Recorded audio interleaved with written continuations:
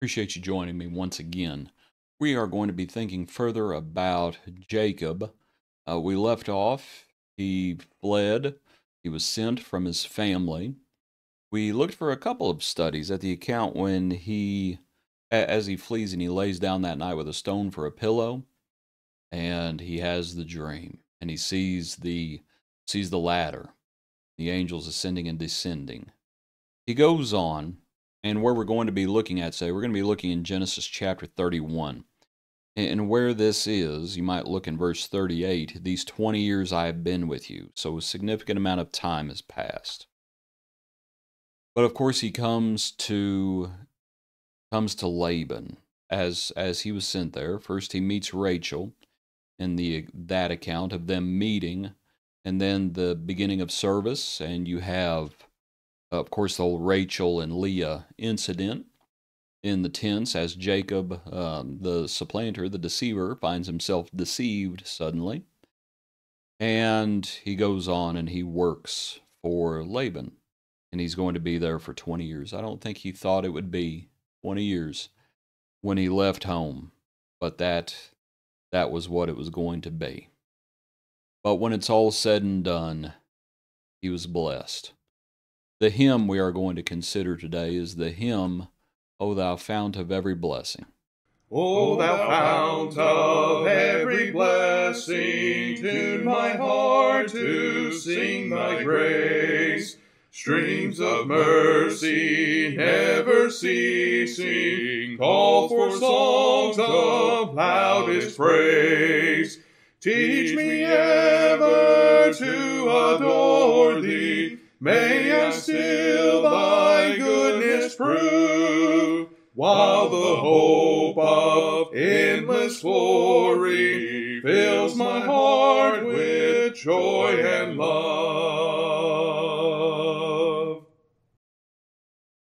O thou fount of every blessing.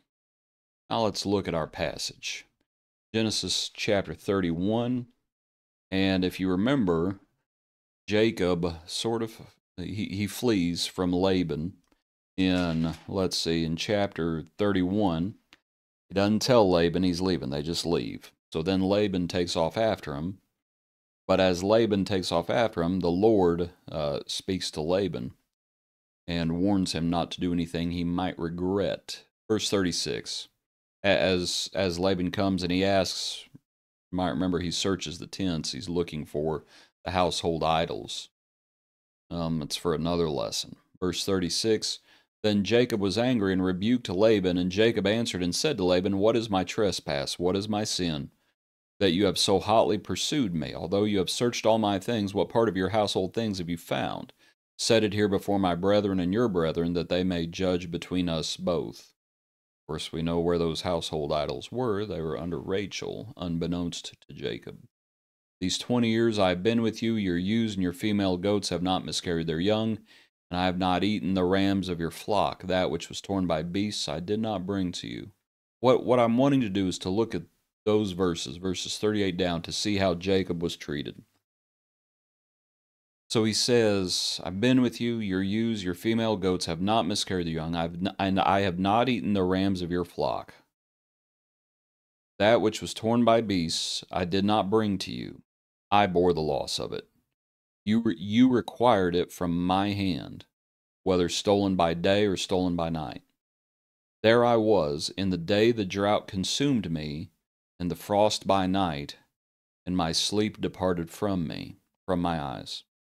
Thus I have been in your house 20 years. I served you 14 years for your 2 daughters, and 6 years for your flock, and you have changed my wages 10 times.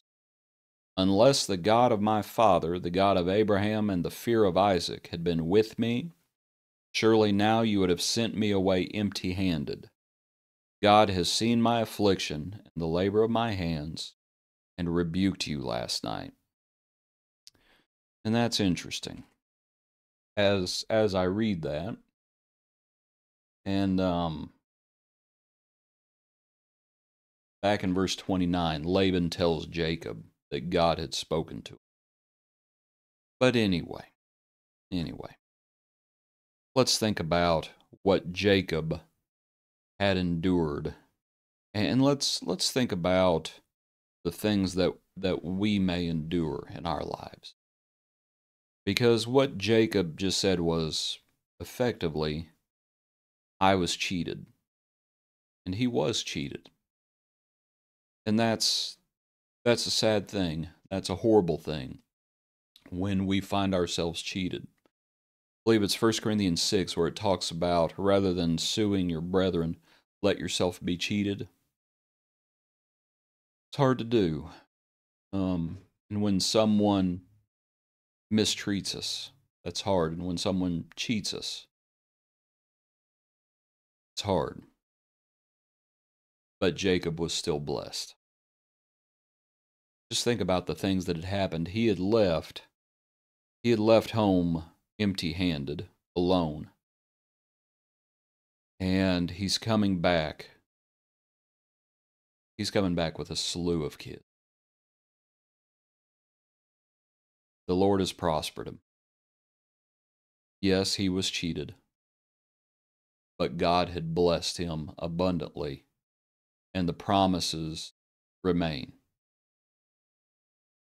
So when we are cheated, count your blessings and remember the fount of every blessing. Jacob also talks about how he had been, says, there I was in the day the drought consumed me, and the frost by night, and my sleep departed from my eyes. He had suffered. He had suffered for a long time. And yet the Lord had blessed him. And undoubtedly you have suffered.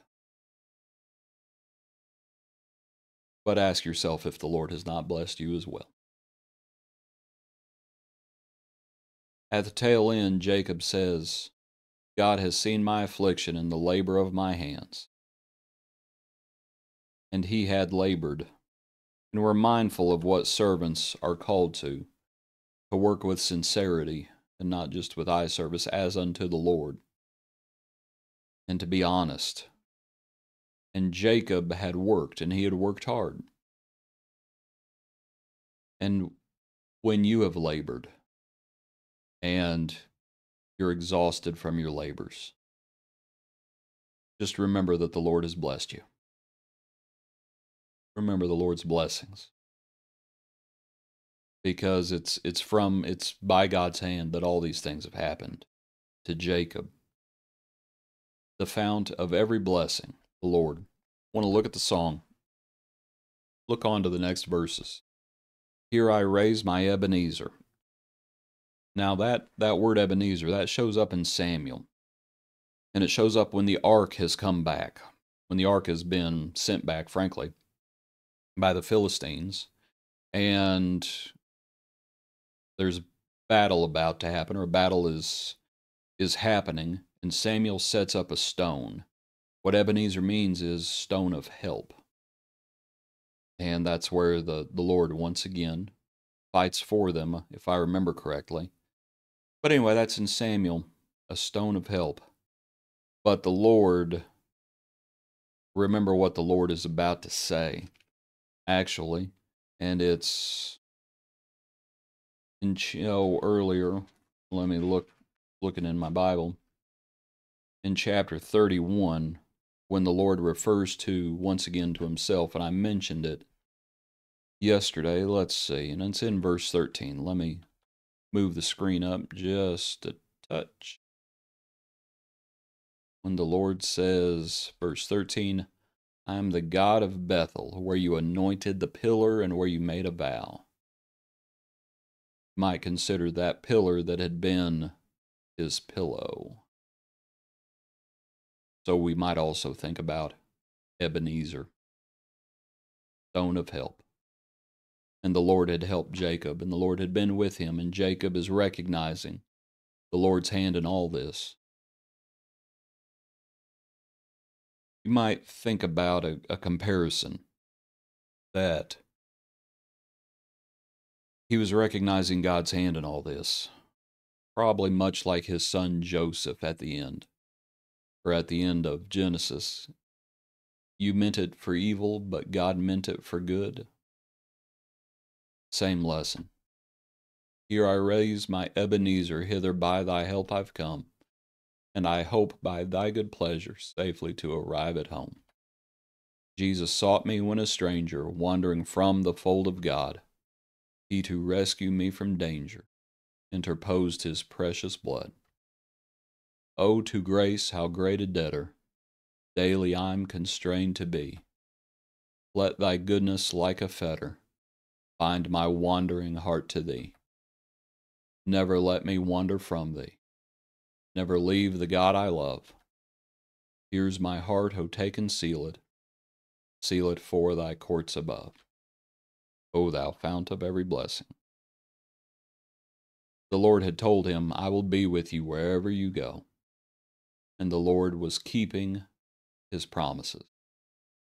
And so, regardless of what we face in life, sufferings, cheatings, labors,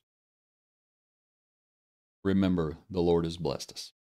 Appreciate you. Hope you have a good day. Join us tomorrow for another portion of our daily praise.